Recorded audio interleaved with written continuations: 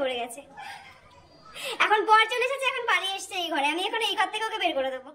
এবার তোমরা হয়তো ভাববে যে আমি ব্রাইডকে সাজাতে গিয়ে ব্রাইডকেই কেন ঘর থেকে বেরিয়ে যেতে বলছি। দাঁড়াও দাঁড়াও, একদম স্কিপ করে চলে যেও না। আজকে কিন্তু আমি আমার এই ব্রাইডেরই গল্প বলবো। তাহলে চলো শুরু করা যাক। হ্যালো এভরিওয়ান, আমি অর্পিতা শুরু করতে চলেছি নতুন আরেকটা ভিডিও। এবং এই ভিডিও শুরুতে তোমাদেরকে বলে রাখি, খুবই ব্যস্ততম একটা দিনের গল্প। তোমরা হয়তো কিছুটা আন্দাজ করতে পেরেছো যে আমি কোন ডেটের কথা বলছি। হ্যাঁ হ্যাঁ, একদম ঠিক ধরেছো।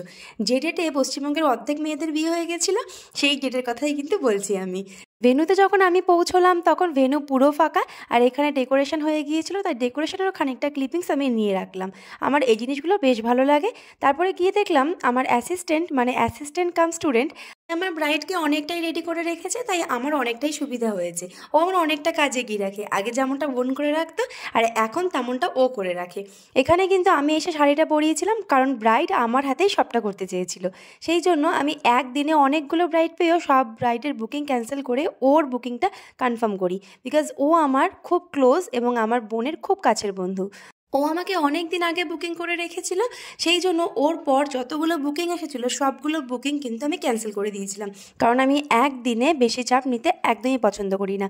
একটা ডেটে আমি একটাই ব্রাইড সাজাবো, কিন্তু তাকে মনের মতন করে সাজাবো, এটাই আমার ধারণা। আমি সবসময় সেটা মেনটেন করেই চলতে পছন্দ করি। আজ কিন্তু ব্রাইডের সাথে সাথে ব্রাইডের বাড়িতে কয়েকটা পার্টি মেকআপও ছিল, যেমন ওর মা, ওর বোন এবং ওর মাসি, আর কয়েকটা হেয়ারস্টাইলও ছিল। এই কাজগুলোর কথা ও আমাকে বুকিং করার প্রথমেই বলে রেখেছিল, তো সেই জন্য আমি অন্য কোনো জায়গায় আর কোনো বুকিং নিইনি। আর সেই জন্য আমার অনেক ক্লোজ ক্লায়েন্টের সাথে মিসআন্ডারস্ট্যান্ডিং হয়েছিল, কিন্তু কিছু করার নেই, তোমরা কিছু মাইন্ড করো না। আমি সত্যি কথা বলতে, ব্রাইড যখন থাকে এবং আমি যাকে কথা দিই যে আমি তাকে সঠিক সময় এবং তাকে মনের মতন করে সাজাবো, তখন কিন্তু আমার অন্য কোনো বুকিং একদমই নিতে পারি না। এটাতে আমার বিবেকেও বাধে, আর আমি পয়সার থেকেও আমার ভালোবাসাটাকে অনেক বেশি ইম্পর্টেন্স দিই, কারণ আমি কাজটাকে ভালোবেসে করি। টাকা ইনকাম হয়তো আমরা প্রত্যেকটা ডেটেই করতে পারি, কম হোক বেশি হোক প্রত্যেকটা ডেটে ব্রাইড থাকবে এমনটাও নয়, কিন্তু যে কাজটাই থাকুক না কেন সেই কাজটাকে আমি অনেক ভালোবেসে করি। এখানে আমাকে অ্যাসিস্ট করার জন্য আমার এই স্টুডেন্ট তো ছিলই, তার সাথে সাথে আমার এই স্টুডেন্টও এসেছিলো, যাকে তোমরা সবাই চেনো, এবং আমার অনেক আগের স্টুডেন্ট এবং আমার বোন। এই বোনকেও তোমরা অনেকেই চেনো, এবং লাস্ট মোমেন্টে আমার অনেকটা তাড়াহুড়ো হয়ে যায়, কারণ এতগুলো কাজ একা হাতে সামলাতে আমার অনেকটা সমস্যা হচ্ছিল। তো সেই জন্যই আমি ওকে আগে থেকেই বলে রেখেছিলাম, ও ওর কাজ মিটিয়ে আমার কাছে এসেছিলো এবং অনেকটা হেল্প করে দিয়েছিল। দেখো আমার ব্রাইড ফুল রেডি, আর এই সমস্ত কাজটা কিন্তু আমি একা নিজে হাতে করতে চেয়েছিলাম। আর মাঝে মাঝে এটা হয়, আর কিছু বিটিএসও মাঝে মাঝে তোমাদের সাথে শেয়ার করতে মন চায়, তাই আনকাট ভিডিওগুলো তোমাদেরকে আমি দেখিয়ে দিই। দেখো আমার ব্রাইড রেডি।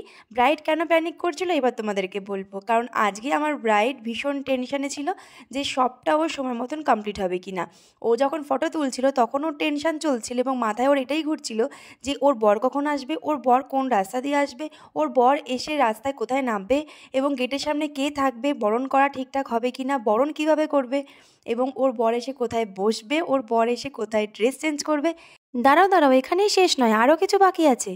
ফুচকা কোথায় বসবে, কফি কোথায় বসবে, সবাই ঠিকঠাক সেই সার্ভিসটা পাবে কি না, গেস্টরা কখন আসবে, এই সব কিছুই কিন্তু আজকে আমার ব্রাইড মাথায় সমস্ত দায়িত্ব নিয়ে বসেছিল।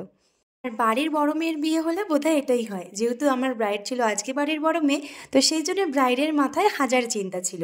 তাও দেখো হাজার চিন্তার মধ্যে ব্রাইড কিন্তু আজকে এই সুন্দর লুকটা চেয়েছিল, এবং আমি ওকে এই সুন্দর লুকটা দিতে পেরে ভীষণ হ্যাপি, এবং ব্রাইডও ভীষণ ভীষণ হ্যাপি ছিল, এবং অনেক অনেক রিভিউ দিয়েছে, সেগুলো একটা সময় করে তোমাদের সাথে শেয়ার করব।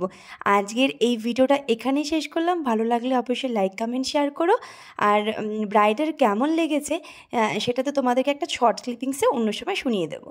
তো চলো ভিডিওটা এখানে এন্ড করলাম। ভালো লাগলে অবশ্যই লাইক কমেন্ট শেয়ার করে দিও, কাজের ভিডিওগুলোতে অনেক অনেক ভালোবাসা দিও। একটা ব্যস্ততম দিন এখানেই শেষ করলাম, কারণ আরও অনেক অনেক অনেক ভিডিও এবং অনেক ব্রাইডের নতুন নতুন স্টোরি নিয়ে আসবো তোমাদের সাথে, শেয়ার করব অবশ্যই তোমাদের সাথে। তো চলো টাটা, দেখা হচ্ছে নেক্সট ভিডিওতে।